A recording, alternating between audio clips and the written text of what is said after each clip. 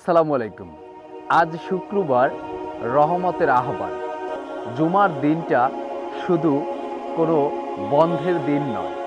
জুমার দিন আল্লাহ তাআলার কাছে ইবাদতের ও ক্ষমা প্রার্থনার একটা সুন্দর দিন।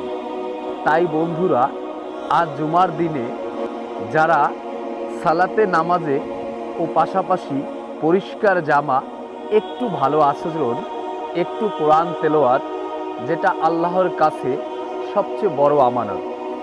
চলো বন্ধুরা, আজকে নিজের জন্য দোয়া করি, আত্মীয়ের জন্য দোয়া করি, আর সারা পুরো উম্মার জন্য দোয়া করি।